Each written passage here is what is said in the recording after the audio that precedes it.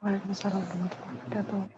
Senang sekali rasanya sore hari ini bisa berkumpul via virtual di Zoom ini dalam acara Kreatif Fafa. Sebelumnya saya ucapkan terima kasih juga untuk Kreatif Fafa yang sudah menginisiasi acara yang sangat menginspirasi ini. Yang saya hormati ada Fathul Hidayah selaku Direktur Kreatif Fafa, ada juga Mbak Rizka Azaria. Halo Mbak Rizka. Mbak Rizka ini adalah founder Tuli Mendongeng dan juga founder Tigor Ciku Giga. Benar ya Mbak ya? Benar. Oke.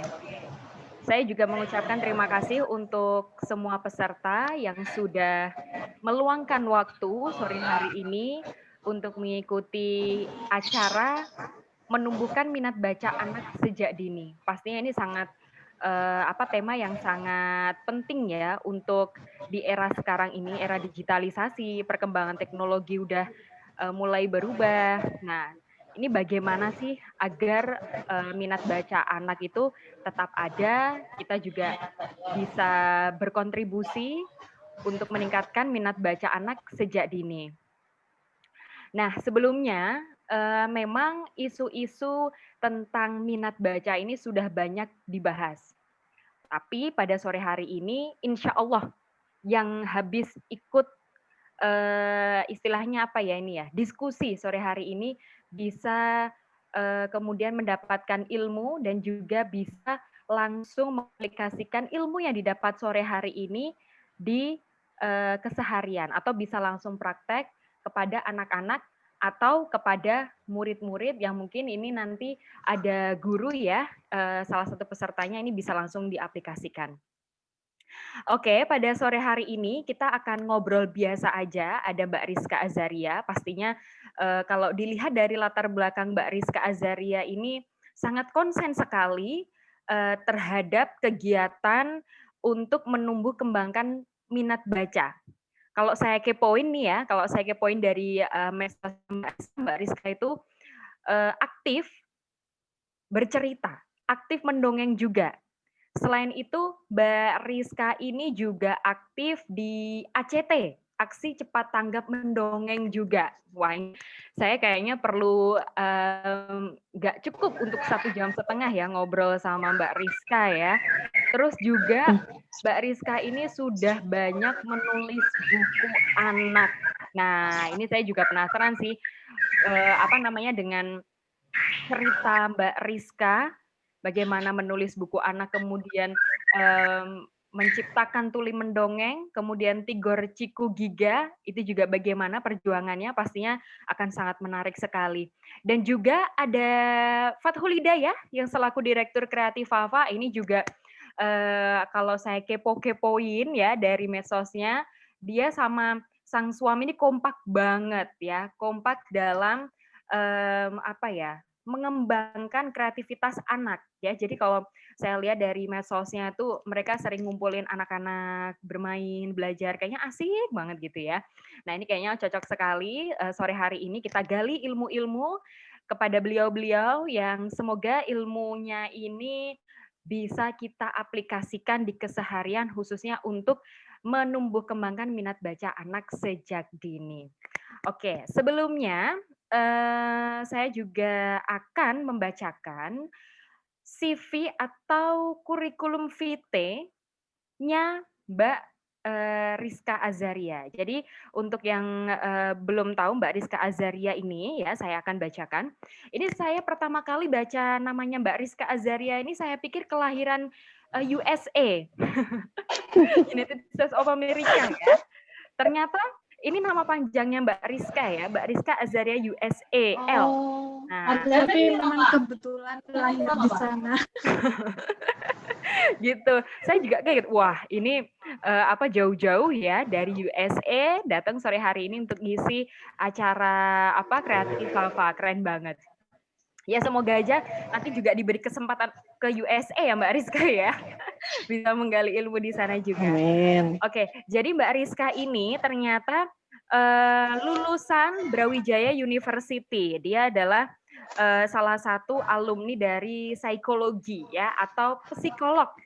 Nah, pastinya ini cocok banget untuk tema kita sore hari ini tentang penumbuh kembangkan minat baca anak. Ini pastinya dari sisi psikologi bisa gali lebih dalam. Kemudian buku-buku yang sudah ditulis Mbak Rizka ini ada di tahun 2018 ada Prosocial Storybook for Children. Kemudian yang kedua ada Pahlawan Kota Kita. Ini di tahun 2019 ada juga Storybook for Deaf Children. Tutu Pasti Bisa. Ini di tahun 2019 ada juga Life Skills Storybook for Children di tahun 2019. Wah, banyak sekali ya buku tentang anaknya ini pasti bisa sedikit atau banyak mungkinnya bercerita tentang isi dari buku-buku yang telah ditulis Mbak Rizka. Oke, kemudian untuk aktivitas sehari-harinya ya Mbak Rizka ini sudah tadi saya jelaskan di awal dia aktif di Dongeng dan juga Tigor Cikugiga. Mungkin nanti kalau kita bercerita lebih banyak sama Mbak Rizka akan banyak sekali kegiatan-kegiatan atau aktivitas sosial yang dilakukan oleh Mbak Rizka. Nah, sekarang saya mau langsung aja kali ya ngobrol-ngobrol sama Mbak Rizka dan juga Mbak Fatkul tentang acara ini menumbuh kembangkan minat baca pada anak. Sekarang kan gini nih Mbak Rizka, kita tahu perkembangan teknologi itu sudah banyak mengubah kebiasaan orang ya. Tak terkecuali anak-anak. Kalau kita lihat mungkin anak-anak sekarang lebih tertarik nge-game, kemudian lebih tertarik untuk bermedsos juga. Nah, ini kan merupakan salah satu persoalan yang muncul saat minat baca anak itu berkurang. Jadi ada beberapa studi yang menjelaskan bahwa salah satu faktor yang muncul berkurangnya minat baca pada anak itu adalah perkembangan teknologi, intensitas gadget. Nah, ini menurut Mbak Rizka seperti apa nih kalau dilihat dari sisi psikologinya? Jadi menarik banget memang isu tentang perkembangan teknologi di era sekarang ini membawa dampak positif dan negatif tentunya. Tentu kita nggak bisa pungkiri bahwa kita dapat banyak banget manfaat dari teknologi. Termasuk kita bisa daring, kita bisa sekolah meskipun ada virus corona ini karena thanks to technology. Tapi memang dampak negatifnya itu tadi benar, anak-anak lebih fokus ke gadget, jadi melupakan aktivitas-aktivitas fisik lainnya termasuk membaca dan menghabiskan waktu mereka dengan main game, terus mungkin browsing hal-hal yang kita nggak tahu, kita nggak bisa kontrol ya. Nah, ini memang salah satu fenomena sih Kak, yang nggak bisa dipungkiri dan nggak bisa dihindari. Kita sebagai orang tua bisa nih, misalnya bikin peraturan, oke, anak aku nggak boleh main gadget. Tapi di luar teman-temannya itu semua pada punya gadget. Bahkan saya yakin bapak ibunya pun main gadget juga, buka-buka WA juga, nggak mungkin sehari tanpa buka WA kan. Jadi memang ketika kita sebagai orang tua atau orang dewasa yang ada di rumah juga pegang HP, kita juga nggak bisa terus melarang anak untuk pegang HP karena memang itu tidak bisa terhindarkan. Cuman hal yang perlu dilakukan adalah menerapkan aturan-aturan sih Kak. Jadi aturan tentang waktu, pembatasan waktu, terus bagaimana kontrolnya, itu semua terserah orang tua sih, dan style orang tua dalam parenting itu sangat berbeda-beda sih. Nah, betul banget itu.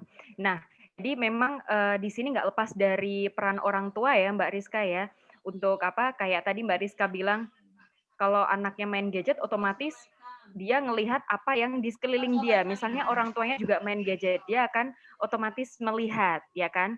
Nah, kemudian sekarang kita beralih ke Fathul Hidayah nih, Direktur Kreatif Fafa yang juga menginisiasi acara sore hari ini. Soalnya kan dia juga banyak sekali fokus ke kegiatan anak ya.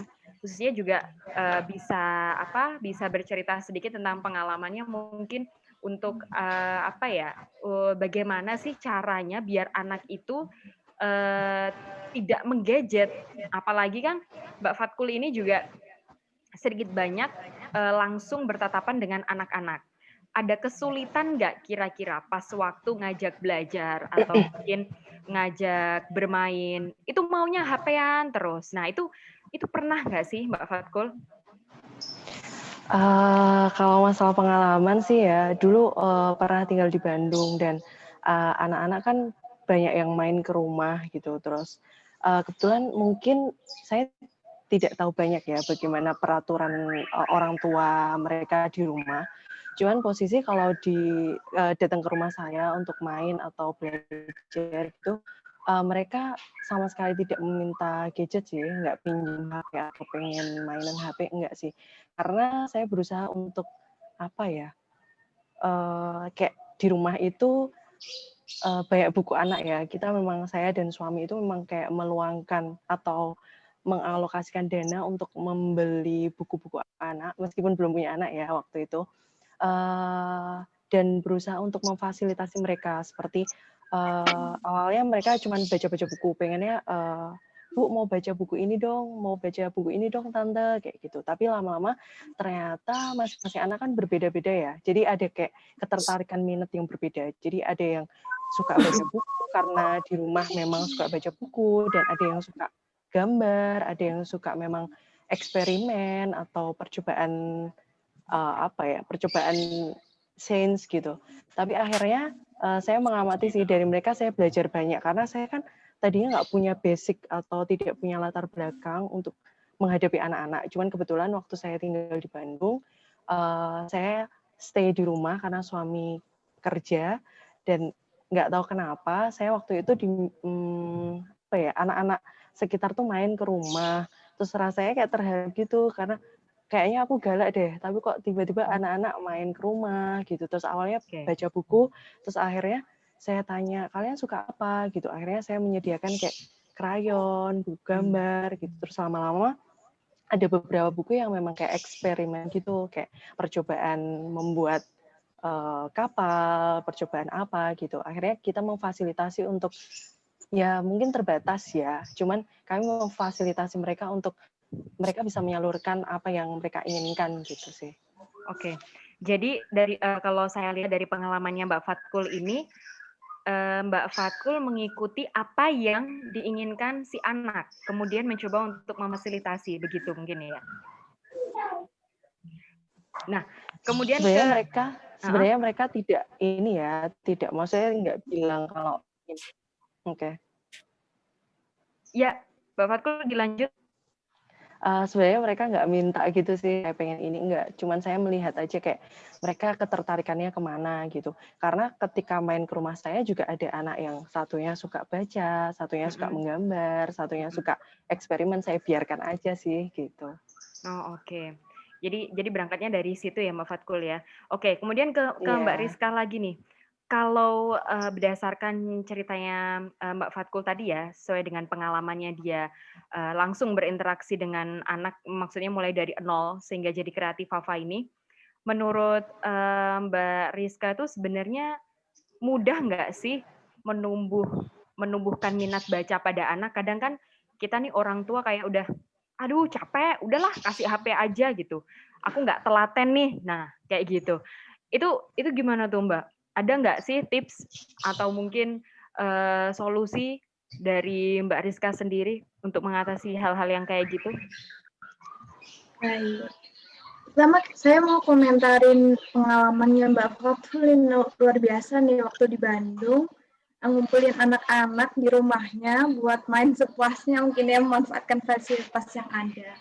Jadi tadi seperti yang saya bilang sebelumnya bahwa menghadapi perkembangan gadget yang luar biasa ini emang pertama orang tua atau orang-orang dewasa di rumah harus menerapkan aturan yang jelas dan itu memang harus disampaikan di awal. Kemudian yang kedua adalah sesuai pengalaman Mbak Fatul tadi adalah memberikan alternatif kegiatan. Nah itu yang sangat penting. Oke. Kalau sudah dilarang, terus apa dong solusinya? Terus mereka ngapain dong? Nah itu memang harus jelas dan Mbak Fatul luar biasa sih memberikan waktunya, memberikan tenaganya untuk memberikan alternatif kegiatan buat anak-anak yang Enggak bisa sih Mbak, menjauhkan pengangguran aja. anak-anak dari gadget gitu. Iya Itu luar benar, tapi biasa sih. benar saya apresiasi ya dari kegiatannya Mbak Rizka dan juga Mbak Fatkul itu jujur saya sendiri pun saya apa ya kayaknya agak sulit gitu tapi belum dipraktekin juga sih ya. Seandainya nanti kalau anak itu langsung diperkenalkan buku tapi nggak ada yang mustahil juga ya Mbak ya. Cuman sekarang tuh era digitalisasi itu kayak aduh susah banget gitu ya dilawan. Apalagi kan apa yang ada di dunia Iya, maya itu lebih menarik daripada buku. Betul Gitu. sekali. betul. Betul. Jangankan anak-anak, orang dewasa aja gitu. Nah, betul sekali. Nah, iya. Makanya Ini ini aja nggak lepas dari HP ya ini. Iya betul, itu Iya. tetap pegang HP tuh. Iya, tapi ini apa saya dengar-dengar tuh Kreatif Fafa punya apa ya? Salah satu solusi gimana sih caranya minat baca anak itu nggak apa ya? Nggak kurang, tapi malah bertambah. Ini soalnya ada buku baru yang apa ya? Pop up, bukan yang biasa. Jadi kalau dibuka itu langsung muncul. Ini kan bisa salah satu jadi alternatif juga kan ya? Mungkin Kreatif Oh. Fafa ini bisa diceritakan ini ya. Gimana sih kok bisa dapat inisiasi buku pop up kayak gitu tuh apa berangkat dari pengalaman tadi atau mungkin ada pengalaman lainnya sehingga terinspirasi buat buku pop up? Sebenarnya ini pengalaman pribadi ya. Jadi kayak saya dan suami, kebetulan suami memang fokus di dunia perbukuan ya, kayak penerbitan gitu.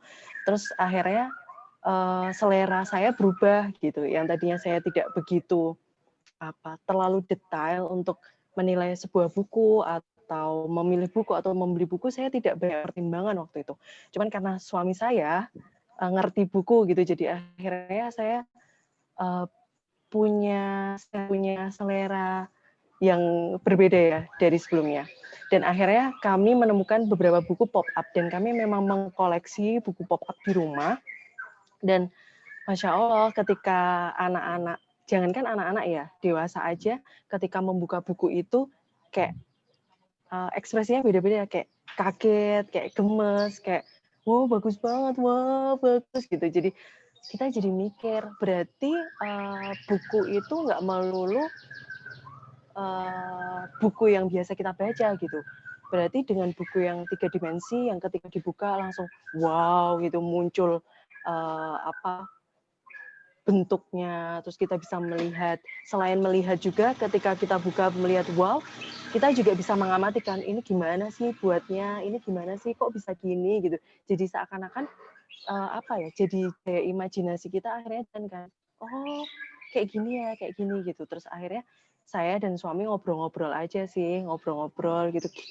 Kenapa kita nggak bikin pop up book gitu, dan kenapa kita konsen di pop up book keislaman, karena saya rasa di Indonesia sendiri sepertinya jarang sekali bisa kita temukan pop up yang bertema keislaman gitu. Jadi akhirnya ya udahlah kita bikin gitu. Dan kebetulan memang waktu pandemi ini kan kita jadi fokus di rumah Produktif aja, ya? gitu. Jadi banyak waktu untuk ngobrol ya, terus akhirnya ya udah kita jadikan aja Bismillah gitu, the power of nekat gitu, Bismillah gitu, dan akhirnya ya beginilah. Oke. Semoga Jadi bisa berawal jadi alternatif sih gitu. ini cerita menarik nih ya dari Mbak Fatkul, Direktur Kreatif Fafa, berawal dari nekat jadi karya. Nah, kalau dari Mbak Rizka sendiri nih, awalnya gimana tuh Mbak? Mendirikan Tuli Mendongeng, kemudian Tigor Ciku Giga.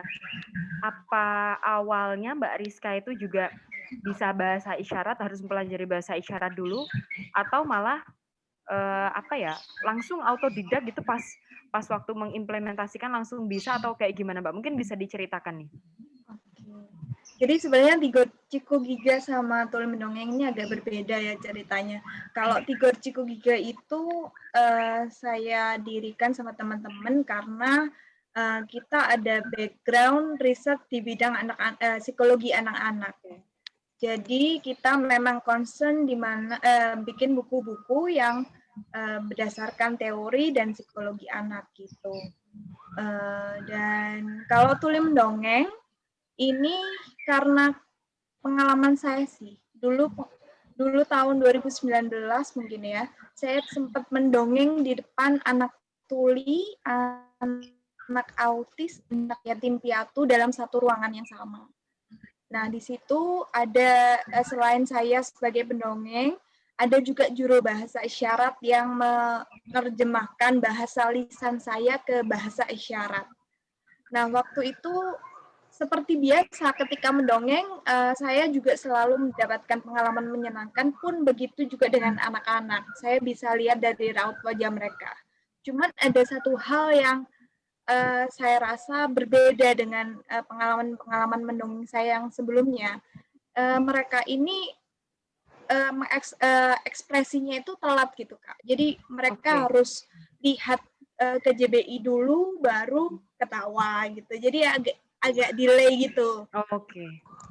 Lalu saya punya teman yang concern di bahasa isyarat, yang memang dia itu juru bahasa isyarat sudah bertahun-tahun. Akhirnya kita ngobrol-ngobrol, saya rasa memang sangat butuh nih pendongeng yang memang menuturkan dengan bahasa yang mereka punya, yaitu bahasa isyarat gitu. Jadi dari situ sih Kak, idenya muncul dari pengalaman saya mendongeng di depan anak tuli sendiri gitu. Wow, itu pas waktu itu udah bisa bahasa isyarat atau mendongengnya masih kayak berucap gitu, kayak pendongeng-pendongeng biasanya, Mbak Rizka? Kalau saya sendiri, yang pertama kali saya lakukan adalah melatih mahasiswa tuli untuk mendongeng. Jadi waktu itu saya sendiri nggak bisa bahasa isyarat, bahkan sampai sekarang pun saya masih kurang lancar, tapi bisa. Tapi waktu itu adalah saya melatih mahasiswa-mahasiswa tuli untuk menjadi pendongeng tuli di depan anak-anak tuli. Jadi nanti bahasanya bisa match nih Kak. Jadi bahasa yang dipakai bahasa isyarat. Oke. Terus kalau buku yang ditulis Mbak Rizka sendiri, ini apakah sebelum mendongeng sudah ada buku atau sudah mulai mendongeng baru nulis buku? Atau bahkan buku itu berawal dari pengalamannya Mbak Rizka mendongeng? Kalau buku macam-macam juga ceritanya. Yang buku Tutup Pasti Bisa itu terlahir setelah saya berkomunitas kurang lebih jalan setengah tahun sampai setahun. Saya punya kesempatan untuk ikut pelatihan yang diselenggarakan British Council.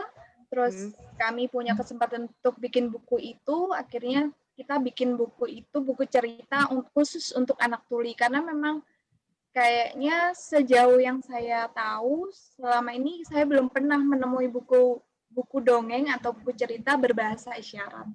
Oke, wah ini menarik ya. Keren. Kalau biasanya kita tuh tahunya tuh Quran Braille ya, Mbak Rizka ya? Betul. Ini ada juga buku cerita Braille gitu ya? Mungkin bisa dikatakan seperti itu atau kayak gimana tuh, Mbak? Bukan Braille sih, Kak. Kalau Braille kan untuk anak buta ya, atau orang buta. Kalau tuli ini kan mereka nah itu gimana isyarat. tuh Mbak? Bisa diceritain nggak tuh? Cara menulis, kemudian proses menulisnya tuh kayak gimana tuh? Jadi lumayan menantang dari buku-buku lainnya, karena buku ini kan khusus untuk anak tuli, jadi kami memang melibatkan ilustrator tuli waktu itu. Nah, untuk koordinasinya waktu itu juga lewat online, jadi nggak bisa cepet ya. Tapi ya memang tantangan demi tantangan terlewati dan akhirnya bukunya bisa jadi, alhamdulillah. Ya memang lebih butuh waktu lama, butuh effort buat menjelaskan karena memang bahasa antara orang dengar dengan orang tuli kan berbeda gitu. Iya betul. Apalagi kalau saya lihat zaman sekarang itu orang-orang yang dianggap disable seperti itu kan masih kurang ya perhatiannya, khususnya untuk bukunya. Ya kan, kita semua mungkin agak kurang notice atau agak kurang memperhatikan gimana sih orang-orang seperti itu membaca, atau gimana sih orang-orang seperti itu juga bisa mengakses ilmu pendidikan seperti itu. Nah ini Mbak Rizka ini selain buku cerita anak, apakah juga ada buku-buku lain untuk teman-teman tuli? Sementara belum sih. Tahun ini kita insya Allah proses untuk buku kedua untuk anak tuli. Tapi untuk buku tuli itu satu-satunya masih itu yang tahun 2019 itu. Karena memang pendidikan anak tuli itu ini sih Kak, memang kurang setara dengan pendidikan anak dengar. Jadi kalau dianalogikan itu umur kelas SMP anak tuli itu kemampuan literasinya sama dengan anak kelas 4 SD, kira-kira. Oke. Gitu. Kalau sampai sekarang muridnya Mbak Rizka ada berapa? Bisa diceritain nggak murid-muridnya? Karena kita komunitas, bukan semacam sekolah formal gitu Kak, jadi saya pribadi nggak punya murid sih, maksudnya kami selalu berusaha membuat kegiatan-kegiatan yang melibatkan mereka. Contohnya kemarin juga melibatkan mereka untuk membuat pop-up book, sama seperti Kreatif Fafa yang barusan meluncurkan pop-up book gitu. Jadi kita bikin kegiatan insidental sih untuk sementara ini untuk mereka. Kemarin sih pesertanya 30 anak tuli dari seluruh Indonesia juga untuk membuat pop-up book itu. Oke, Mbak Rizka, ini mungkin juga salah satu pertanyaan yang jadi unek-unek peserta yang ada di sini ya. Jadi gimana sih cara membangun percaya diri anak-anak tuli seperti itu? Karena kalau saya lihat dari medsosnya Mbak Rizka itu kan banyak sekali teman-teman tuli, tapi mereka punya rasa percaya diri untuk mendongeng. Jadi dia kayak nggak punya rasa minder lagi sama teman-teman dengar. Nah itu cara Mbak Rizka tuh kayak gimana tuh? Yang paling pertama itu percaya dulu sama mereka. Percaya bahwa mereka itu punya kemampuan yang setara dengan anak-anak lainnya, dengan orang-orang lainnya. Dan yang kedua adalah memberi mereka kesempatan sih, ruang untuk berkarya. Jadi di komunitas kami, di komunitas Tuli Mendongeng, kita selalu mengedepankan orang-orang tuli sih. Maksudnya memang kami punya anggota dengar dan anggota tuli, tapi untuk show off ke depan itu kita banyak melibatkan orang-orang tulinya. Mungkin orang-orang dengar membantu di balik layar aja. Oh gitu. Terus pernah nggak sih ada anak yang mungkin mengalami bullying, kemudian kehilangan rasa percaya diri, kemudian dia nggak mau ikut aktivitas mendongeng lagi atau seperti apa? Pernah nggak punya pengalaman seperti itu, Mbak Rizka? Kalau anak tuli sih memang cenderung lebih ini ya, kepercayaan dirinya lebih rendah daripada anak dengar, karena secara teori pun orang yang mempunyai kekurangan secara fisik itu akan memiliki rasa minder, rasa tidak percaya diri. Nah kalau yang saya temui juga itu, bahkan untuk perkenalan diri, menyebut namanya, usianya, itu adalah tugas yang sangat susah buat mereka sebenarnya. Maksudnya memang mereka butuh dimotivasi untuk hanya sekedar memperkenalkan diri, padahal itu usianya sekitar 7-8 tahun. Jadi bagi orang tua tuli, melihat anaknya yang berumur 7-8 tahun bisa memperkenalkan diri itu merupakan hal yang luar biasa. Oke, berarti aksi dari Mbak Rizka Azaria ini juga tidak lepas dari peran orang tua anak tuli ya Mbak ya, untuk membangun kepercayaan diri mendongeng. Betul. Oke, kemudian kita sore hari ini ke Mbak Fatkul Hidayah nih. Ini kita berbicara tentang Kreatif Fafa sendiri. Jadi mungkin di sini ada yang baru mendengar Kreatif Fafa. Kemudian baru juga ada yang mendengar mungkin kok Kreatif Fafa bikin buku pop-up, apa sih buku pop-up itu? Nah mungkin Mbak Fatkul ini bisa cerita tentang mungkin awal berdirinya Kreatif Fafa, atau mungkin terinspirasi dari apa nama Kreatif Fafa, bisa diceritakan nih Mbak Fatkul nih. Aduh, saya malu nih sebenarnya. Jadi awalnya kita awal menikah kita pindah ke Bandung kan, terus suami kerja dan saya nganggur di rumah gitu. Terus kebetulan saya menemani anak-anak di masjid untuk mengaji gitu. Dan di sana jadi teman saya itu kayak sahabat-sahabat saya itu anak-anak santri gitu, anak-anak yang tinggal di komplek itu gitu. Terus akhirnya kita main bareng gitu ke rumah saya ketika mereka pulang sekolah atau di akhir pekan gitu ya, mereka main. Terus saya nggak punya apa-apa karena rumahnya kecil ya waktu itu, rumahnya kecil dan isinya buku-buku suami semua dan ada beberapa buku anak gitu. Terus saya bingung, duh anak-anak main ke sini terus gimana ya ngapain? Karena saya nggak pernah namanya menyentuh kayak dunia anak-anak ya, kayak muka saya aja udah kayak judes banget. Karena sewaktu di Jogja juga saya nggak pernah bersentuhan gitu. Terus akhirnya lama-lama anak-anak sering main ke rumah, terus akhirnya kita main-main bareng, kayak gambar bareng, kayak akhirnya baca buku bareng, percobaan dan sebagainya. Kita jalan-jalan juga, terus akhirnya kita menghabiskan banyak waktu di situ. Dan saya merasa sangat terharu waktu itu.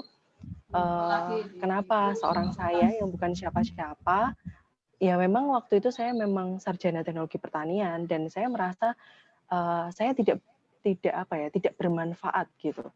Seorang sarjana teknologi pertanian dan saya tidak berbuat banyak gitu. Tapi saya akhirnya berpikir lagi, mengingat-ingat lagi, ternyata doa saya waktu kecil itu sampai saya besar itu ternyata ya Allah jadikanlah ilmu saya bermanfaat. Meskipun saya hanya mengajari anak-anak untuk menggambar. Jadi terus akhirnya beneran gitu saya menggambar bareng anak-anak dan justru saya juga belajar dari anak-anak karena anak-anak di Bandung waktu itu mereka pintar-pintar ya, secara bahasa Inggris juga keren, secara kreativitas juga keren, secara kecerdasan luar biasa gitu. Dan saya merasa ya Allah aku kalah sama anak kecil gitu.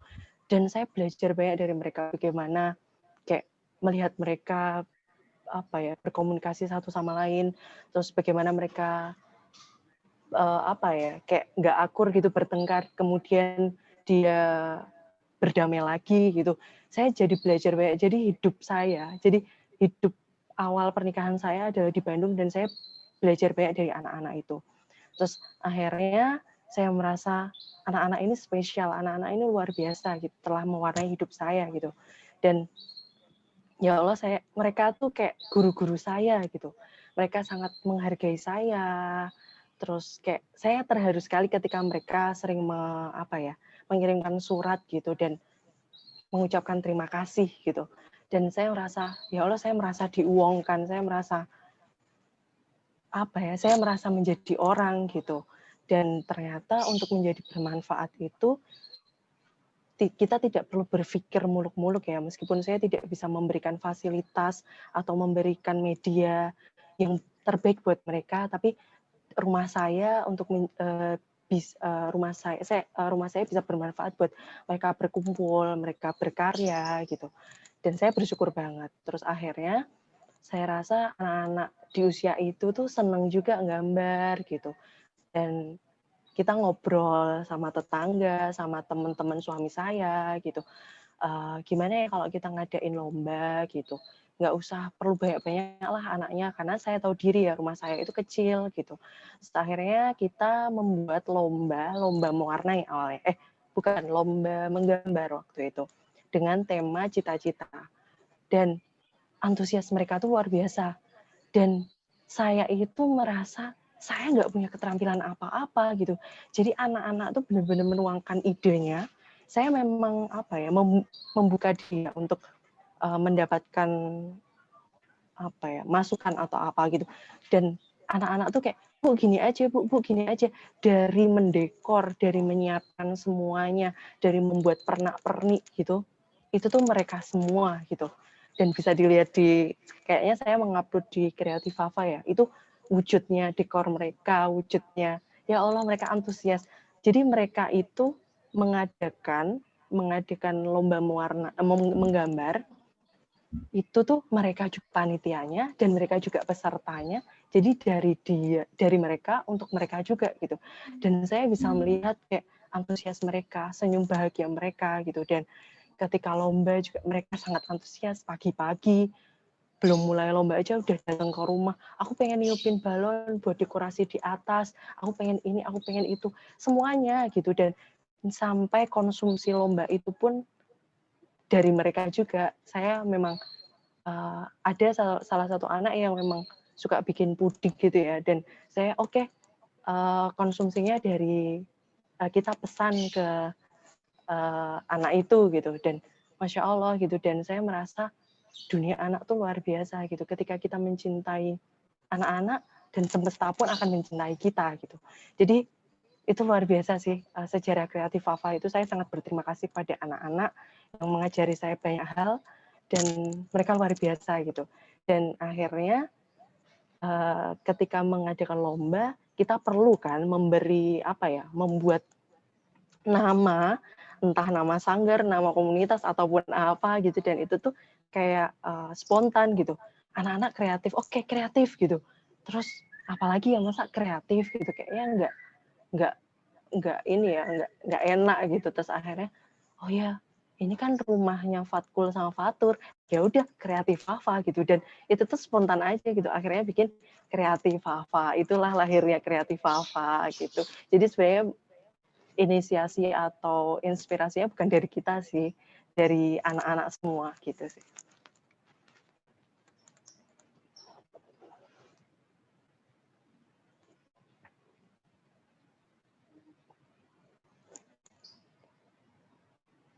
Sepertinya mute ya, Mbak Farika. Oke. Oke. Ya, jadi seperti itu ya tadi ceritanya awalnya kreatif Fafa dan juga pencetus namanya ternyata sesimpel itu ya nama kreatif Fafa, tapi ternyata sekarang dari kegiatan anak-anak sehari-hari, dari lomba bermacam-macam yang difasilitasi oleh Mbak Fatkul dan suami, ternyata sekarang menjadi penerbit buku. Ya, jadi ada berapa buku nih yang mau diterbitin? Doanya semoga lancar.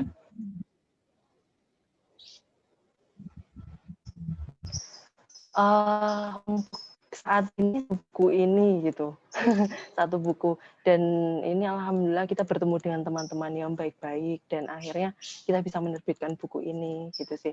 Cuman maksudnya tuh hanya ingin yaitu pengen menumbuhkan minat baca kepada anak-anak gitu, dengan media baca atau media pembelajaran yang mengasihkan. Jadi kita memang sesederhana mungkin ya untuk kalimat-kalimat yang kita muat di situ, kita tulis di buku itu sangat simpel sekali, tapi pengennya bagi anak-anak yang mungkin belum sempat menyukai buku atau baru menyukai buku, kami ingin pengalaman pertama mereka adalah pengalaman yang menarik dan tidak bisa dilupakan gitu. Jadi kan kayaknya kita juga sebenarnya niatnya buat nanti anak kita gitu ya, anak kita lahir atau gimana gitu, nanti ketika buku pertama mereka adalah buku yang mengasihkan gitu. Buku tuh nggak melulu yang tulisannya banyak atau gimana gitu, tapi ngelihat dulu gambarnya. Memang sangat riskan sih sebenarnya, tapi kita pengennya bikin buku yang menarik, anak-anak suka itu dulu sih gitu. Oke. Nah kan Mbak Fatkul sama Mbak Rizka ini kan sama-sama menulis buku anak ya. Kira-kira apa sih yang membuat buku Mbak Rizka dan membuat buku Mbak Fatkul itu disukai anak-anak? Apakah di situ ada warna-warna yang full color, atau di situ cuma ada gambar doang, atau di situ ada apa gitu sehingga bisa menarik minat baca anak? Kita ke Mbak Rizka dulu. Mungkin Mbak Rizka bisa kasih jawaban. Apa yang menarik dari buku anaknya Mbak Rizka biar anak tuh mau baca gitu. Paling nggak mau baca dan nggak trauma baca. Itu gimana Mbak Rizka? Oke, yang pertama, ini kayaknya tepat kalau dicontohkan dengan buku pertama saya sih. Buku pertama saya itu lahir karena saya telah meneliti cerita itu. Jadi awalnya itu skripsi saya, penelitian saya waktu S2 itu tentang dongeng kan, tentang cerita. Jadi dari penyusunan ceritanya pun kami riset tokoh apa sih yang mereka suka misalnya gitu. Terus kita menemukan bahwa anak-anak umur 5-6 tahun itu suka sekali tokoh binatang. Teorinya juga mereka suka dengan tokoh-tokoh fabel gitu ya. Kemudian kita kerucutkan lagi tokoh apa sih, binatang yang mana sih yang mereka suka gitu. Akhirnya kita bikin survei kecil-kecilan nih. Coba apa sih 3 binatang yang paling kamu suka? Ketemulah ayam, gajah, harimau gitu. Akhirnya tokoh itu yang kami angkat jadi Tigor Ciku Giga itu juga. Tigor itu harimau, Ciku itu ayam, Giganya gajah gitu. Jadi memang semua untuk buku pertama semua hal termasuk dengan waktu penyajian ceritanya itu saya teliti benar dan hasilnya memang itu efektif. Makanya akhirnya kita beranikan nih buat jadikan cerita itu menjadi buku gitu. Karena memang waktu itu sayang aja udah jadi 4 cerita. Terus kalau cuman di perpustakaan universitas kayaknya kurang manfaatnya nih. Terus yang selanjutnya selain tokoh dan semua unsur dalam ceritanya kami teliti, juga waktu penjualan itu kita lengkapi dengan boneka tangan gitu. Jadi boneka tangan itu kita harapkan bisa digunakan oleh para orang tua atau para kakaknya untuk bercerita ke adik-adiknya gitu. Jadi memang kita coba fasilitasi untuk orang tua itu mulai mendongeng ke anak-anak. Itu sih. Oke, jadi saya baru sadar nih kalau Tigor Ciku Giga itu adalah karakter 3 hewan betul. yang diciptakan sama Mbak Rizka ya. Betul sekali Kak. Oke, jadi berangkat dari anak itu suka hewan apa gitu ya yang menjadi highlight buku anaknya Mbak Rizka. Kalau dari Mbak Fatkul sendiri nih, apa sih yang menurut Mbak Fatkul dari buku Mbak Fatkul itu yang bisa menarik anak? Hal apa yang menarik? Yang pertama, sebenarnya meluruskan ya. Jadi buku ini memang kami berdua yang menyusun gitu, dibantu dengan teman yang memang ahli di pop-up. Tapi sebenarnya penulisnya itu suami saya, karena beliau memang konsen di bidang keislaman ya, wacana keislaman, dan saya membantu untuk mengedit penyelaras aksara sih sebenarnya. Tapi hasilnya itu memang kita bersama gitu. Jadi jangan kaget ketika di depan sampulnya nanti yang termuat bukan nama saya tapi suami saya gitu, karena memang konsennya beliau memang menulis naskah itu sih. Yang menarik itu yang pertama karena pop-up book itu 3 dimensi itu, jadi berbeda gitu di buku yang lain. Jadi ketika dibuka memang 3 dimensi, kita bisa merasakan tenggelam dan timbulnya gambar itu. Kemudian insya Allah semoga semuanya sepakat, semoga semuanya sepakat. Saya sih deg-degan sih sebenarnya untuk bahasanya, insya Allah mudah dimengerti untuk anak-anak sih, mudah dimengerti oleh anak-anak gitu sih. Oke, jadi lebih ke pop up gitu, Mbak. dan bahasanya bahasa yang mudah dimengerti anak-anak ya, bukan bahasa kekinian ya. Bukan bahasa semingit-bingit gitu bukan ya? Enggak sih yang enggak. Kita ya kan nanti takut ya anak habis baca itu. Gaul gitu ya. Oke. Bukan. Kita bukan anak gaul, kalah kece sama penyiar ini. Maka maulah gitu. Oke Mbak Rizka, ini terkait minat baca lagi ya, lagi-lagi tentang minat baca lagi. Menurut Mbak Rizka nih, apa sih yang membuat anak itu sulit membaca? Kalau tadi Mbak Rizka udah bilang mungkin bukunya udah menarik, udah di pop upin juga, udah full color juga, tapi anak masih sulit membaca nih Mbak. Itu gimana tuh Mbak? Iya. Kadang banyak sekarang tuh orang tua zaman sekarang banyak yang investasi buku anak, ya kan? Jadi di raknya tuh udah nggak ada buku dia, jadi semuanya udah dilengkapi buku-buku anaknya. Tapi ternyata tetap aja nggak mau baca. Padahal buku anak udah semenarik mungkin tuh dia beli untuk anaknya, tapi tetap nggak mau baca. Itu gimana tuh Mbak? Ya, pertama adalah kita harus bangun jembatannya dulu nih. Benar kata Kak Umu. Tadi banyak orang tua itu sampai sebulan itu punya jatah untuk belanja buku misalnya 1 juta atau 500.000. Itu beneran dibeli, terus dimasukin lemari. Ini ya buku-bukumu, Bapak Ibu udah beli untuk kamu ya, baca ya. Nah, tapi jembatan yang hilang dari itu adalah kegiatan membacakan buku. Jadi anak itu Oke. nggak akan tahu kalau oh itu apa sih, cuman kertas ditumpuk-tumpuk sampul. Mereka nggak tahu kalau itu buku dan cara membacanya itu seperti apa. Mereka tuh clueless aja, Kak. Jadi selama ini memang kalau nggak dicontoh, sekali lagi karena memang anak-anak itu satu-satunya cara belajarnya mereka ya lewat modeling, lewat contoh. Gimana sih caranya gitu. Jadi memang harus dikasih contoh lewat kegiatan yang namanya yang paling mudah dari semua pilihan kegiatan adalah read aloud atau membacakan nyaring. Jadi orang tua cuma butuh modal buku sama suara. Itu aja, sesederhana itu. Jadi kenapa selama ini anak-anak minat bacanya kurang? Ya mungkin karena jembatannya itu hilang. Sudah dibelikan buku, tapi lupa untuk dibacakan.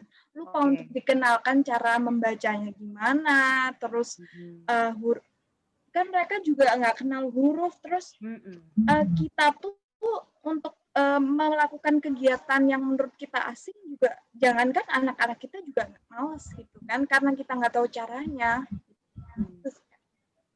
Nah ini berarti membeli buku saja itu belum cukup ya? Artinya setelah membeli buku masih ada step yang harus dilalui, yaitu membacakan buku itu terhadap anak gitu ya. Nah menurut Mbak Rizka, umur berapa sih anak itu bisa untuk dibacakan buku, atau mungkin dalam kandungan pun anak juga bisa dibacakan buku, atau usia berapa sih agar bisa merangsang minat baca pada anak tuh kalau menurut Mbak Rizka? Benar banget, sejak dalam kandungan anak itu sudah bisa dibiasakan untuk mendengar kosakata, mendengar kata-kata. Karena memang gini, caranya mereka untuk mendapatkan kata itu kan cuma dua ya, membaca atau mendengar lewat mata atau telinga. Itu aja pilihannya. Nah karena mereka bayi itu belum bisa, nggak mungkin bayi procot terus tiba-tiba baca buku ensiklopedia. Jadi saya seneng itu. Orang tuanya yang seneng ya. Makanya, jadi memang harus dibacakan kalau memang mereka belum bisa baca. Bahkan untuk anak-anak SMP yang memang sudah terbiasa untuk dibacakan buku, meskipun mereka sudah bisa membaca, mereka masih senang untuk dibacakan buku oleh orang tuanya gitu. Karena memang yang spesial adalah suara, perhatian, terus alokasi waktu orang tuanya. Ini benar-benar waktu buat anak loh, waktu buat kamu loh. Itu sangat berharga buat anak. Oke. Jadi memang ini ya, apa namanya, agak-agak sulit-sulit gampang sebenarnya ya Mbak Rizka ya. Habis beli buku jangan cuma didiemin aja, tapi dibacakan ke anak ya, sejak dalam kandungan bahkan ya, untuk merangsang, untuk menstimulus anak biar nantinya dia juga minat baca. Mungkin seperti itu ya Mbak Rizka ya. Ya, bahkan dari ketika kita membacakan buku itu kan ada tekniknya ya, namanya read aloud itu. Dari sampulnya aja kita memang harus benar-benar bacakan nih, penulisnya siapa, ilustratornya siapa. Kenapa? Karena anak-anak juga perlu tahu bahwa buku ini dibuat oleh manusia. Hal-hal sekecil itu butuh kita informasikan bahwa ini judulnya ini, penulisnya ini yang gambar Kak ini loh. Oh, berarti ada yang gambar itu. Bahkan untuk informasi mengkaitkan itu aja kadang-kadang anak itu masih miss karena memang belum pernah diberitahu gitu. Jadi memang harus dikenalkan pelan-pelan, terus dengan cara yang menyenangkan itu. Oke, baik. Kemudian kita ke Mbak Fatkul nih tentang Kreativava. Tadi saya sempat mendengar kalau Kreativava itu berawal dari aktivitas sehari-hari, alias praktek kegiatan anak seperti menggambar dan mewarnai, kemudian beralih ke penerbitan. Nah, kenapa sih kok bisa beralih ke penerbitan? Kenapa nggak dilanjutin aktivitas aja, mungkin bikin sekolah rumahan gitu? Atau bikin komunitas kayak Mbak Rizka. Nah, itu kenapa tuh beralih ke penerbitan tuh, Mbak Fatkul? Sebenarnya bukan beralih ya, jadi kita kayak mengepakkan sayap lebih lebar gitu. Karena waktu itu kita di Bandung kan sekitar tahun 2017-2018 ya. Kemudian saya keseharian dengan anak-anak gitu, dan akhirnya kebetulan saya harus pindah dari Bandung, saya harus sekolah ke Afrika waktu itu, dan suami saya pindah ke Jogja karena harus sekolah di Jogja. Jadi kita LDR gitu ceritanya. Terus otomatis nggak mungkin kan kita akan memulai, maksudnya mengadakan kegiatan-kegiatan karena kita posisi belum tahu nih, suami di Jogja dan saya waktu itu di Afrika, dan kemudian kami berdua meninggalkan Bandung gitu. Padahal waktu itu mereka itu teman belajar kita gitu, dan akhirnya kita mulai berkumpul lagi di akhir tahun 2020 ya. Iya, 2020 kita berkumpul lagi di Jogja. Dan kebetulan pandemi gitu, jadi belum sempat untuk memulai kegiatan, belum sempat mengadakan event-event gitu. Ya, akhirnya kami berpikir untuk mengepakkan sayap, bukan beralih tapi mengepakkan sayap untuk menerbitkan buku anak ini sih, gitu. Jadi harapannya ketika nanti pandemi sudah berakhir dan kita bisa beraktivitas kembali, mungkin kita bisa mengadakan kegiatan-kegiatan lain. Gitu sih. Oke, berarti bukan permanen beralih ke penerbitan ya, tapi karena mungkin ini juga dampak dari pandemi ya. Kita kan kalau pandemi nggak boleh ada kerumunan tuh, apalagi anak-anak. Halo? Ya, jadi berawal dari pandemi karena kita kan nggak bisa kumpul tuh pandemi. Jadi mungkin nanti menunggu pandemi, kemudian bisa mulai lagi gitu aktivitasnya kreatif gitu ya, Mbak Fatkul ya. Harapannya bisa berjalan bersama sih, karena sebenarnya kita merencanakan untuk membuat buku itu sudah lama, cuman akhirnya terrealisasikan sekarang karena kita sudah berkumpul lagi dan kita pengen berkarya lebih gitu. Jadi akhirnya kita menerbitkan buku, dan harapannya ketika nanti pandemi sudah berakhir, kita bisa berjalan bersama, penerbitan juga berjalan, juga kegiatan anak-anak juga berjalan, mungkin lomba-lomba lainnya akan berjalan, insya Allah. Mohon doanya selalu. Oke, kalau terkait buku yang baru diterbitin Kreatif apa nih, judulnya apa nih? Boleh tahu nggak nih, Mbak Fatkul? Oh, judulnya Tiada Tuhan Kecuali Allah gitu. Jadi membahas tentang rukun Islam. Oke. Tiada Tuhan kecuali Allah ya. Buku pertama yang akan ini rencananya mau pre-order dulu ya nih Mbak Fatkul ya? Sebenarnya belum bisa pre-order. Jadi sekarang kepo-kepo dulu gitu. Alhamdulillah kita punya banyak teman gitu yang ingin menjadi agen literasi. Jadi sevisi gitu, mempunyai visi yang sama untuk menjadi agen literasi buat anak. Dan kita dibantu teman-teman itu, insya Allah nanti akan pre-order di tanggal 25. Mungkin hari ini bisa kita jadikan hari launching ya, karena ini udah bocoran kan gitu, udah tahu kalau Kreatif apa menerbitkan buku dan Tiada Tuhan Kecuali Allah gitu. Mohon doanya selalu. Kita masih deg-degan sih, semoga karya kami berdua dan karya dengan dibantu orang-orang baik, teman-teman kita yang dibuat dengan cinta, buah cinta kita gitu, semoga bisa dicintai juga oleh teman-teman semuanya, penikmat buku.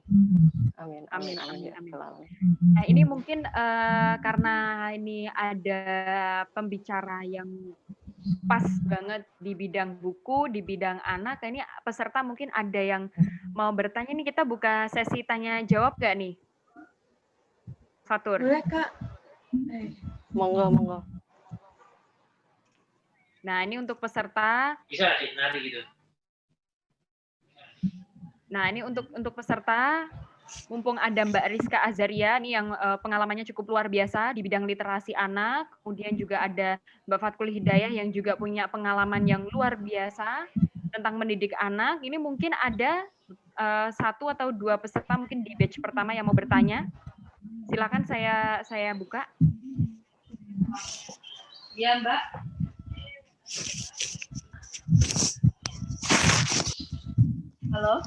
Halo, ya silakan. Mbak, saya perkenalkan, saya Nani. Saya dari Malang. Wow.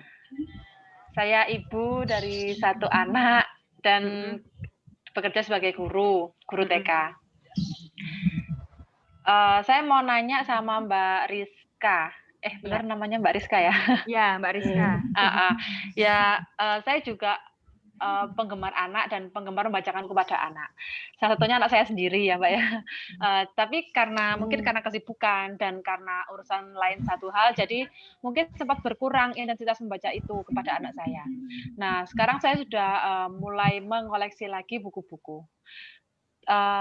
Kira-kira terlambat nggak ya Mbak untuk memperkenalkan lagi, saya baru tahu dari Mbak Rizka tadi kalau memperkenalkan buku kepada anak itu mungkin bisa dibacakan lebih detail, karena saya kan belum pernah ya Mbak kayak ini tuh ada yang gambar namanya ini, yang menulis namanya ini, dan lain sebagainya. Jadi saya cuma bacain judulnya ini, saya kasih tahu ini ada gambarnya, wah gambarnya kelinci gitu. Jadi saya bacakan ceritanya gitu. Kira-kira kalau untuk menguasai kosakatanya si anak terlambat nggak ya kalau saya mulai dari awal lagi gitu loh? Bukan dari awal sih, maksudnya saya lebih detailkan lagi kayak gitu. Oke, Bu Nani. Nah, ini gimana nih Mbak Rizka nih? Terlambat nggak sih kalau misalnya kita mengulangi kembali berceritanya itu, kalau dulu kita luput nggak menyebutkan nama penulisnya, kemudian kita bercerita lagi, nyebutin penulisnya dan tentang judul dan ceritanya. Terlambat nggak nih Mbak? Oke, saya mungkin sambil jawab sambil share screen ya Mbak ya. Oke, Boleh silahkan. ya. Saya jelaskan sedikit aja tentang tahapan membaca nyaring. Mungkin nanti bisa sedikit membantu. Nah, ini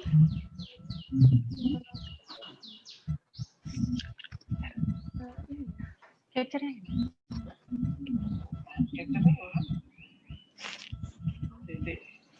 volume atas volume. Ini sudah ya. Ya, jadi ini yang bisa dimanfaatnya read aloud, saya gambarkan sedikit, kita bisa memberi pengajaran tentang abjad, fonem. Fonem itu kayak itu kan juga harus diajarkan ke anak ya. Kemudian menambah kosakata, sadar materi cetak, jadi dia tahu bahwa oh ini buku, oh ini cara membacanya dibalik nih, oh dari atas ke bawah, oh ini gambarnya, ini menjelaskan kata-kata yang di atasnya. Itu semua harus dikenalkan ketika membacakan buku. Yang kemudian adalah kemampuan bercerita, dan yang terakhir adalah termotivasi dengan buku, artinya mereka sampai bisa tertarik nih karena oh ternyata buku itu yang bentuknya seperti itu tuh bisa diceritakan dengan sebegitu menariknya ya sama mama papa. Oh buku itu sesuatu yang keren ya, sesuatu yang menyenangkan, itu juga harus didapatkan. Kemudian ini tahapannya, ada persiapan, ada saat, dan juga ada setelah. Jadi persiapan itu kayak orang tua tuh sebelum membacakan buku harus memang benar-benar mengerti ceritanya, di mana harus memberi jeda, di mana harus memberi pertanyaan di tengah-tengah membaca, terus komanya. Kemudian ada saat termasuk percakapan pembuka, kenalkan buku. Jadi ini tadi yang saya jelaskan bahwa memang ketika cover itu kita harus benar-benar membedah ya, istilahnya membedah apa aja sih. Oh ini gambarnya ada siapa aja, tadi kayaknya sudah dilakukan juga dan itu betul sekali. Kemudian tinggal ditambahin, oh ini dikarang oleh kak siapa gitu, ini digambar oleh kak ini gitu. Jadi dia tahu bahwa buku ini tuh tidak ujuk-ujuk ada gitu. Ini ditulis oleh seseorang dan digambarkan oleh seseorang juga gitu. Dan yang penting adalah juga jaga interaksi. Jadi ketika anak itu punya tipe yang sangat berbeda-beda. Ada yang memang bisa duduk diam, ada yang biasanya anak cowok itu lebih suka lari-lari gitu. Tapi memang kita harus sabar, harus benar-benar tahu karakteristik mereka. Kalau secara umum sih rentang perhatiannya itu 2 kali umur anak. Misalnya umur anaknya 2 tahun, berarti rentang perhatiannya 4 menit gitu. Kalau 3 tahun 6 menit. Jadi itu juga harus diperhatikan tentang waktu itu. Jadi jangan memaksakan bahwa, oh ini ceritanya masih ada nih, kamu tuh harus duduk dulu, ini ceritanya belum selesai. Kalau anaknya udah kelihatan bosen, kelihatan nggak seneng, ya nggak apa-apa oke, ini mama tutup ya, besok atau kapan-kapan kita lanjutin lagi gitu. Terus yang tahap terakhir adalah tahap diskusi, itu juga penting banget untuk mengecek apakah anak ini paham nggak sih, yang sejauh mana sih pemahamannya dia terhadap buku ini. Ini juga bisa dijadikan sebagai ajang mengecek kemampuan kognitifnya ya, ada di tahap mana ya. Oh, kira-kira cerita ini terlalu berat nggak ya? Cerita ini terlalu susah nggak ya buat dipahami oleh mereka, karena memang sekali lagi meskipun ada tahapan-tahapan secara umum, tapi setiap anak itu unik dan memiliki kemampuan masing-masing yang memang harus orang tuanya yang berusaha memahami gitu. Gitu sih. Oke, jadi itu tadi ya tahapan-tahapannya Bu Nani yang ada di Malang. Iya. Berarti tidak ada kata keterlambatan gitu ya Mbak Rizka ya? Iya, nggak ada, dan langsung aja dimulai. Begitu sadar ini ya silakan aja, nggak apa-apa, nggak ada kata terlambat. Bahkan seperti saya bilang, anak SMP, teman-teman saya yang punya anak SMP pun mau dimulai dibacakan buku, karena memang kadang-kadang buat anak SMP dibacakan buku pelajarannya itu juga sesuatu yang menarik buat cara belajar baru bagi mereka gitu. Betul. Oke, jadi seperti itu Bu Nani, ada tambahan? Iya cukup Mbak. Ya, alhamdulillah sih. Jadi memang saya karena kan meskipun buku anak-anak yang saya beli itu kan nggak bahasanya semuanya ada yang menurut saya masih susah ya. Jadi ada yang mudah, ada yang susah. Nah, kalau tentang cerita dongeng itu, kalau yang misal bukunya yang kayak Aku Sayang Karena Allah itu kan lebih mudah. Jadi kadang saya menggunakannya sih itu pakai bahasa saya sendiri yang saya lebih singkatkan, yang lebih mudah lah dipahami sama anak saya. Terima kasih Mbak Rizka. Oke, Mbak Rizka, ini selanjutnya ada pertanyaan lagi nih di chat dari Aida. Selamat sore Kak, saya Saidatul ingin bertanya kalau waktu yang efektif membacakan buku kepada anak itu kira-kira kapan Kak? Ataukah kita mengikuti moodnya si anak?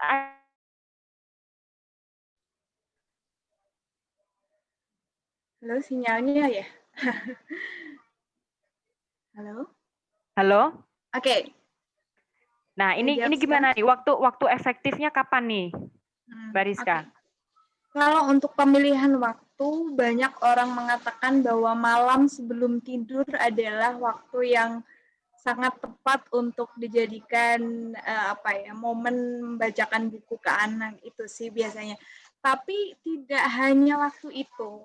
Yang benar adalah pilihan kedua, yaitu tergantung moodnya anak. Jadi bisa jadi ketika sore anak udah habis mandi, bersih-bersih, terus udah seger, udah habis tidur siang, terus dia kelihatan mau main, nggak tahu main apa, itu boleh dibacakan buku. Dan sekali lagi, membacakan buku itu nggak perlu waktu yang lama, nggak perlu waktu 30 menit, nggak sampai. Jadi cuma 10 menit duduk bareng, ada sentuhan fisik, itu udah lebih dari cukup gitu. Jadi memang waktunya bisa pagi, siang, sore, malam, tergantung kegiatan anak, tergantung kebiasaan anak. Yang penting yang harus kita perhatikan adalah ketika anak menunjukkan ketidaksukaan atau menunjukkan rasa bosan, itu kita memang harus benar-benar cut. Jadi jangan sampai ada pengalaman buruk terhadap buku. Jadi akhirnya kita maksa nih supaya ceritanya selesai, tapi akhirnya anak jadi trauma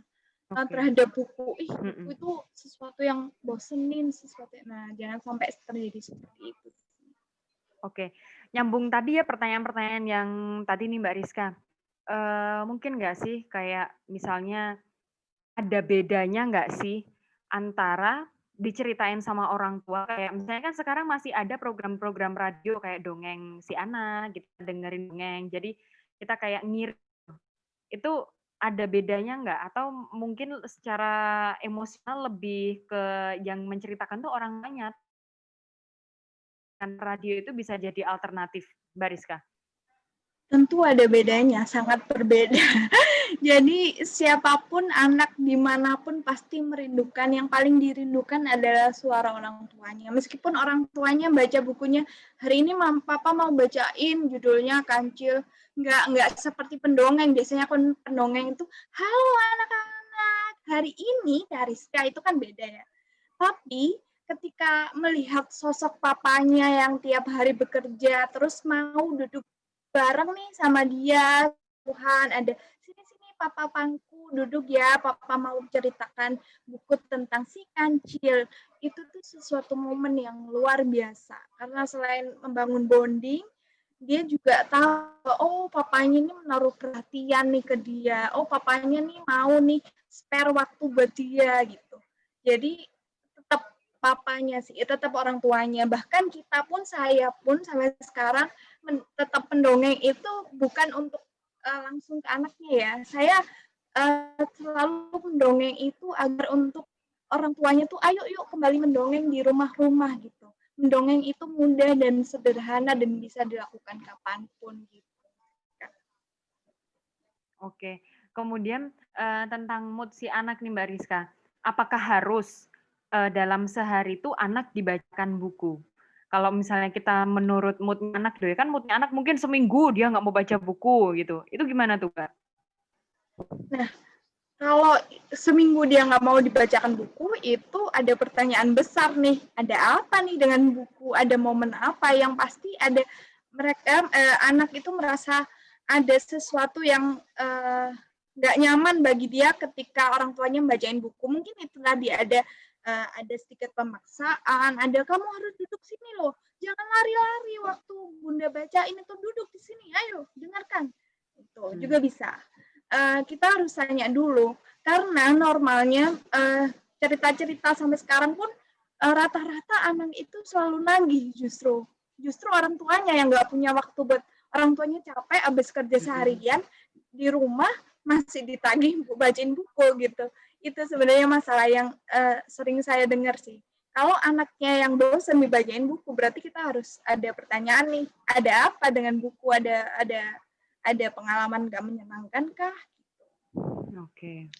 Oke, jadi seperti bertanya lagi serta sore hari ini, Ibu, Bapak, Mbak, Mas. Assalamualaikum. Waalaikumsalam. Ya, saya mau tanya. Silahkan langsung masuk. Oke. Ya. Berbicara tentang apa itu, membaca dan apa ini, minat baca anak sejak dini itu sangat menarik. Apalagi tadi disampaikan oleh Mbak Rizka dan pengalamannya dari aku ya, itu semua mengasihkan. Tapi pengalaman kami di TK, jam yang sangat terbatas ya. Kemudian di TK itu kan kadang ada semacam perpustakaan di mana bukunya itu sangat terbatas sekali. Sehingga anak-anak itu baru beberapa hari mengalami kejenuhan. Nah, apakah ada waktu-waktu yang efektif untuk pemberian kesempatan kepada anak, memberikan kesempatan untuk di perpustakaan itu sehingga anak itu tidak mengalami kejenuhan. Sedang ketika anak itu sudah datang, mungkin buku, karena perpustakaannya itu tidak besar ya, jadi dalam seminggu itu mungkin anak-anak sudah bisa melihat semua buku itu. Nah, untuk untuk mensiasatinya itu bagaimana? Karena selama ini saya itu mungkin ini benar atau tidak, saya juga nggak tahu, kurang pas atau bagaimana. Saya mensiasatinya itu begini. Anak saya ajak untuk belajar membaca itu lewat benda-benda lain seperti kerang, biji-bijian, kemudian semacam kacang panjang dipotong-potong untuk membentuk huruf. Kemudian atau membentuk hewan-hewan, kemudian anak itu pas saya suruh untuk menceritakan gitu loh, sehingga anak itu akan muncul imajinasinya ketika dia itu membuat sesuatu dengan alat-alat yang saya sediakan itu. Kemudian bagaimana dengan buku yang kami sediakan yang sudah jenuh itu, gitu loh. Mohon untuk masukannya. Terima kasih. Assalamualaikum warahmatullahi wabarakatuh. Waalaikumsalam warahmatullahi wabarakatuh. Nah, ini juga pertanyaan menarik sih. Mungkin bukan cuma Bu Estu aja yang mengalami kendala seperti ini ya Mbak Rizka ya. Mungkin ada banyak sekali lembaga pendidikan TK-TK di sana yang mempunyai keterbatasan buku. Kayak gitu kan jadi para guru tertantang untuk menciptakan kreativitas-kreativitas masing-masing seperti Bu Es. Nah, kemudian itu gimana tuh inisiasi dari Bu Es itu tadi sudah tepat, kemudian dan bagaimana buku-buku yang sudah dibosenin sama anak-anak dini, Mbak Rizka? Iya. Terima kasih banyak, Bes. Tuh sharing pengalamannya keren banget, ngajarin lewat buncis dipotong-potong, itu ngajarin buat membaca. Itu juga inspiring sekali. Nah, untuk buku-buku nih yang sudah ada di perpustakaan, itu kan biasanya ya bukunya itu-itu aja, maksudnya koleksinya hanya itu ya. Nah, permasalahannya adalah beberapa anak mungkin merasa jenuh dengan buku itu. Jadi ini ada tugas orang dewasa, tugas-tugas guru-guru mungkin untuk menghidupkan buku. Saya punya satu cerita nih, Bu. Jadi ada satu buku tentang anak buta ya. Anak buta dia itu bukunya bercerita tentang bagaimana anak buta itu survive. Jadi anak buta itu kalau berjalan itu pakai tongkat dan lain sebagainya, dan gimana cara memilih makanan itu. Nah, alternatif kegiatan yang harus diberikan setelah membaca buku adalah menghidupkan buku dengan melakukan kegiatan-kegiatan yang ada di buku. Misalnya di buku yang saya tadi, buku tentang anak buta itu tadi ada namanya kue cucur. Ada kue cucur, ada kue yang lain-lain, kue tradisional ya. Nah, setelah dibacakan buku, ini pernah nih dilakukan oleh teman saya. Setelah dibacakan buku itu dengan teknik read aloud tadi, ini ada semacam pesta tentang benda-benda yang ada di buku itu tadi. Jadi gambar yang ada di buku itu mereka bisa lihat nih nyatanya, oh ini kue cucur, oh rasanya ini. Jadi dia itu benar-benar bisa merasakan apa yang tadi dia lihat. Itu mungkin salah satu cara untuk menghidupkan buku. Jadi gimana ya dengan buku yang itu aja, tapi anak itu masih bisa tertarik, anak itu masih semangat buat baca. Itu sih salah satu cara. Mungkin cara-cara lainnya guru-guru TK lebih jago banget nih untuk cari cara supaya cari kegiatan supaya anak-anak itu tetap dan mau baca buku, termasuk dengan boneka tangan, termasuk dengan bermain peran juga bisa. Dan intinya sih bagaimana caranya kita menghidupkan buku, menghidupkan cerita yang sudah kita baca gitu sih Bu Estu. Oke, jadi gitu Bu. Mau lagi nggak kira-kira?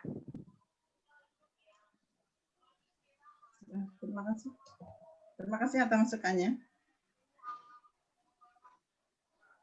Oke, mungkin ada lagi setelah Bu Estu ada yang ingin bertanya ada Rizka sore hari ini sebelum kita tutup karena jam sudah menunjukkan 5. Nggak terasa ya obrolan kita pada sore hari ini ngalor ngidul ternyata udah jam 5. Ada lagi mungkin para peserta yang lain? Oke. Sekarang kita menuju ke closing statement-nya mungkin dari Mbak Rizka dulu nih sebelum ke Mbak Fatkul. Closing statement untuk mungkin pesan-pesan kepada orang tua atau mungkin motivasi-motivasi untuk menumbuh kembangkan itu seperti apa? Jadi karena tema kita hari ini adalah menumbuhkan minat baca sejak dini. Kalau minat baca sendiri itu definisinya kan kegemaran anak dalam membaca. Kegemaran itu memang harus berasal dari dirinya sendiri, bukan dari orang lain. Nah, kalau data yang saya baca nih sekarang Indonesia nih berada dalam peringkat yang menyedihkan nih dalam hal membaca, dalam hal literasi. Ini ada di urutan ke-64 dari 65 negara masalah literasi. Ini prestasi yang cukup memprihatinkan sih. Jadi saya juga pingin semuanya bergandengan tangan untuk berusaha lagi nih. Ayo ajak anak-anak kita cinta dengan buku, cinta dengan membaca, tentunya dengan cara-cara yang menyenangkan. Salah satunya adalah read aloud. Read aloud ini kegiatan yang sangat-sangat sederhana dan cuman butuh waktu 10 menit sehari. Itu mungkin nggak lebih panjang dari video callan, dari balas WA. Jadi bisa lah ya disempatkan 10 menit sehari untuk buka buku. Mungkin orang tua ini ya, kalau ngedongeng itu bingung, ceritanya apa, nanti anaknya seneng nggak ya, terus tokohnya apa, kalau ngarang-ngarang. Kalau read aloud, kita cuma simply buka buku, bacain, gitu aja. Jadi read aloud ini benar-benar pilihan yang sangat-sangat mudah untuk dilakukan, dan semoga sih semua bersemangat untuk mulai mempraktikkan, mulai merutinkan. Jadi tidak hanya mungkin sehari sekali ya, maksudnya dalam jangka waktu panjang pun tetap dipraktekkan supaya itu jadi kebiasaan sehingga itu bisa menumbuhkan kecintaan anak terhadap buku. Itu sih Kak.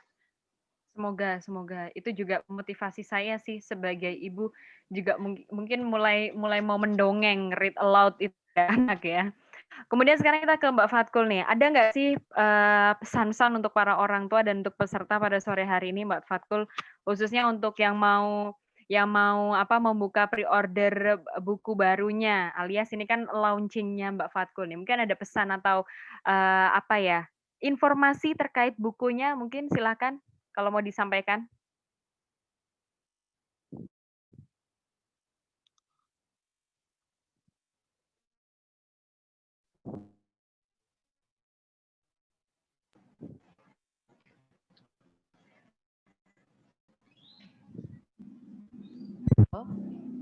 Halo, ya silakan Halo? Mbak Fatkul.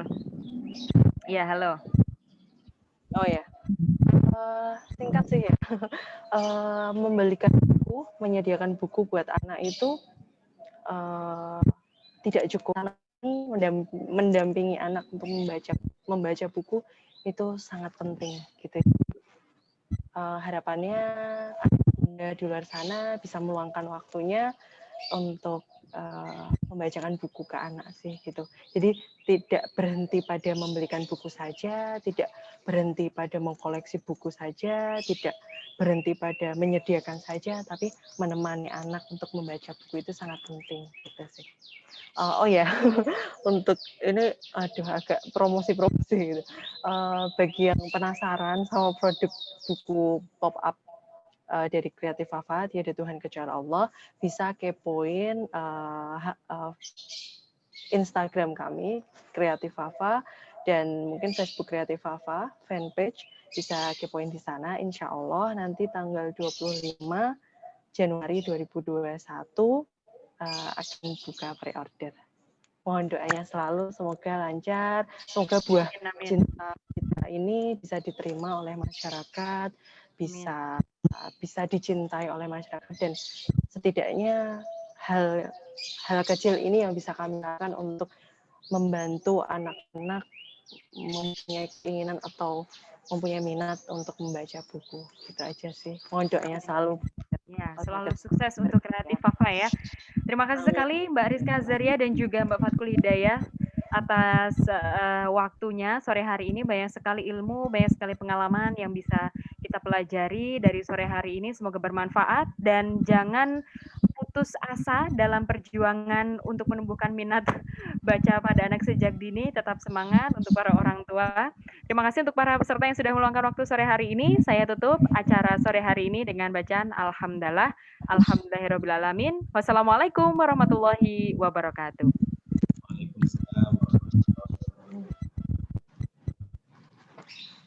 Terima kasih banyak semua materi. YouTube boleh foto bersama kalau untuk membuka kameranya.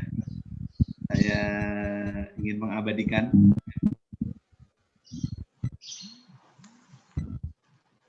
Boleh kameranya dibuka. Menangkap momen.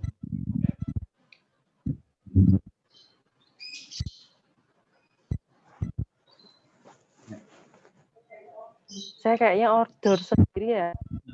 Ngemper. Wah, ini ada ini. ada saudara saya, sahabat saya, Bu Eva dari Bandung, Masya Allah, putranya luar biasa.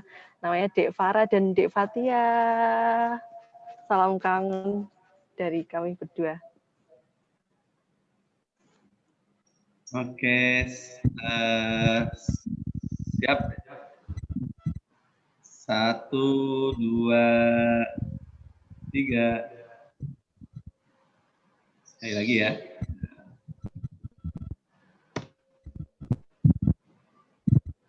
1, 2, 3. Ya, bentar, tidak ada yang masuk.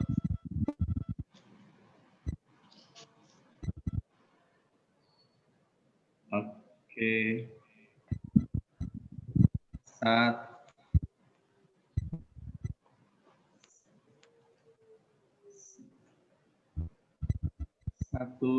2, 3. Baik.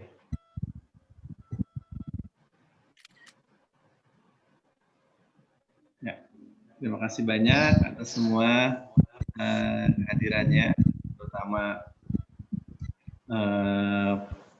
host Mbak Umu Samha Mufariha, Arika Maula, Mbak Fatul, Mbak Rizka Azaria, ada Mbak Noviani, ada Bu Eva, ada Bu Estu, ada Kang Deni, ada Mbak Aida, ada Bu Ahyu, ada Syakirin Rashid, dan Bu Nur Aini.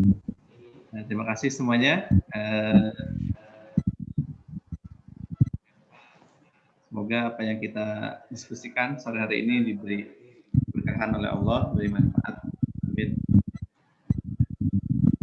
Terima kasih.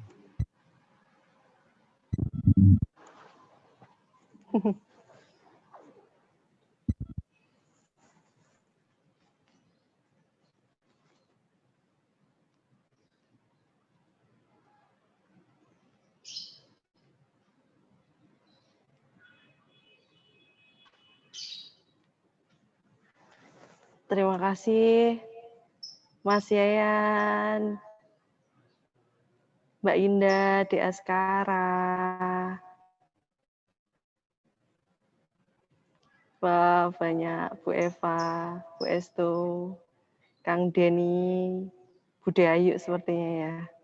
Kayaknya Aida ini Dek Ayu bukan ya?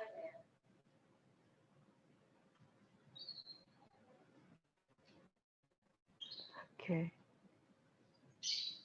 Aki loh. Pamit dulu ya Kak Fatul.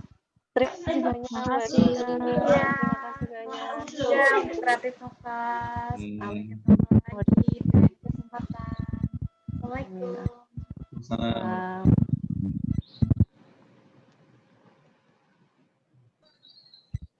Terima kasih semuanya. Izin live semuanya.